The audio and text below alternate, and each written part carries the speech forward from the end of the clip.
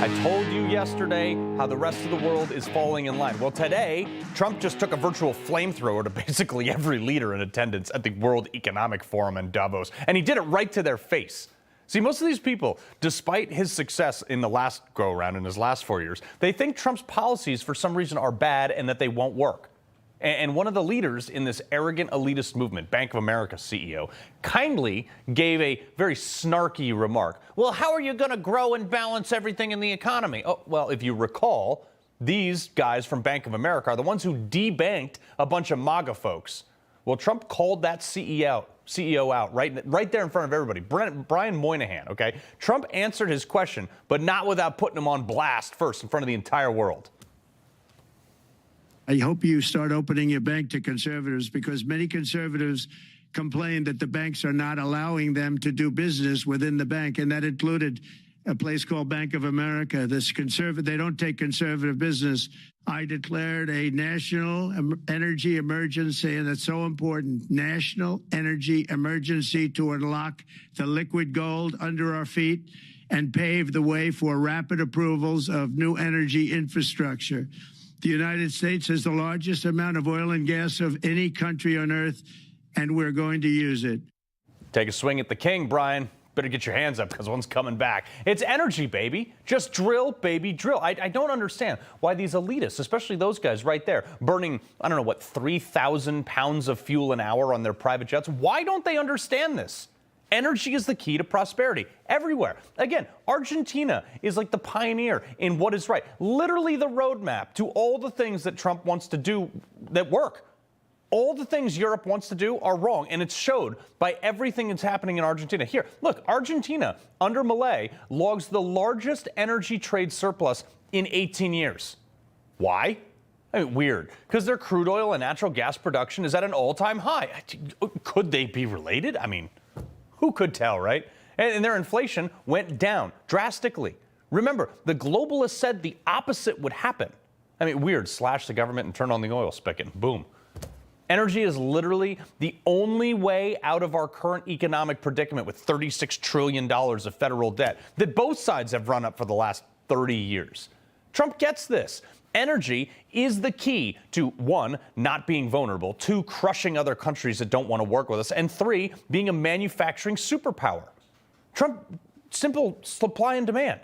If we have more of something and don't have to cart it in, pump it out, or ship it across the ocean, we're producing more of it here in America. It will be cheaper, which means everything costs less. Everything is related to fuel. It comes on trucks and fuel. It's literally used in everything, not just fuel in your car or Brian Moynihan's private jet. It's in the tires on your electric vehicles, in every piece of plastic. It lubricates literally every moving thing in the entire world. Hell, it's in your chapstick. The asphalt on the road, that $40 Stanley thermos that basically every woman in America is now carrying around. I know my daughter has like 3 of them.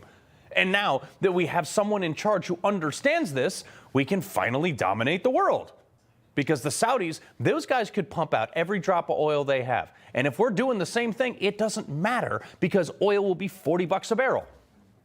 And all this green energy garbage that Europe has literally staked their entire existence on, Trump just dropped a bomb on that too.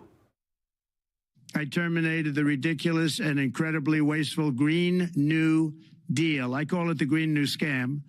Withdrew from the one-sided Paris Climate Accord and ended the insane and costly electric vehicle mandate. Yep, because none of that helped America. All it did was ensure that we would not drill for our own oil so we could pay other countries for it, which hurt our economy. And so did a bunch of party insiders and globalists, just so they could make money. But two is we make money, right? It's a big business for us. And you know, we made we gave the guidance externally a couple of years ago that we'd make $1 billion of income by 2026. We'll be pretty close to that in 2025. It's just a big business, and it's a profitable business. So I don't want to sound too mercantilist about it, but you know, we do the right thing and we get paid for it. You know, it's kind of win-win. He wasn't supposed to say that. It was literally designed by this green energy scam was designed by the same people that are making money off it, that were in that room today, like that guy at the WEF, to make sure that Europe wasn't the only fool trying to hit some mythical net zero thing. Nothing about the Green New Deal was green, though. These people built carbon plants to suck carbon out of the air for like $1 billion a pop that removed the same amount of carbon as like a couple trees you could buy on Amazon for a couple bucks. These solar panels, minerals from China, largely produced in China, charging batteries that have lithium mined by China in things that look like this, that were then pumped into toxic evaporation tanks like that, extracted from third world countries with child slave labor, with dump trucks burning thousands of gallons of diesel a day, with absolutely no environmental standards, slapped on cargo ships that run on oil, sent to factories powered by coal, so you can feel good about not having a tailpipe on your car. That sounds pretty stupid, doesn't it? You want to put up a wind farm? Be my guest. I don't care. We're not going to subsidize it, but it'll never replace the carbon footprint it took to make it. We played this stupid game for years. In Texas, of all places, people learned that the hard way when they literally froze to death when these things froze over. All the while, instead of pumping oil out of their backyard, we were buying oil from Venezuela, which is the dirtiest crude oil in the world, and it takes 4 times the carbon footprint to refine it. We've been basically doing them a favor by buying their oil. Part of Biden's America Last thing. Also, with Venezuela, I find this hilarious because they just came out and said, oh, hey, we're not going to take back the illegals that we sent you guys. But, oh, yeah?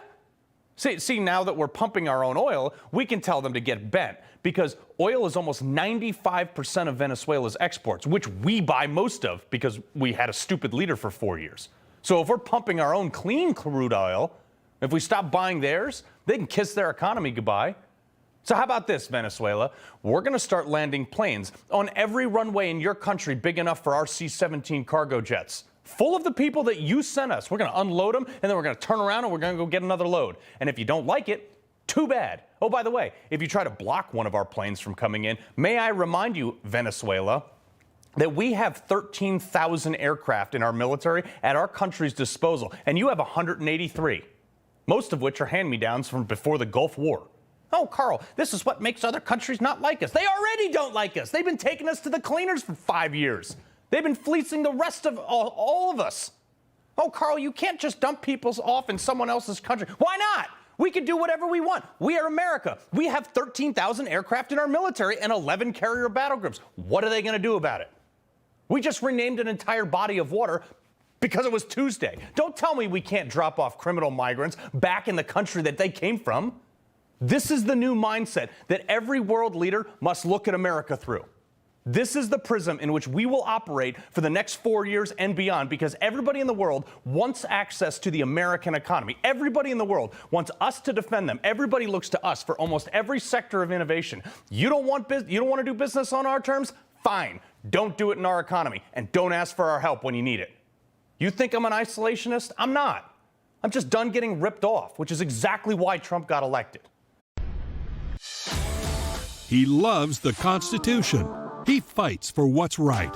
He hates the bad guys. He's a freedom warrior. He's your freedom warrior. Watch Carl Higbie every weekday on Newsmax.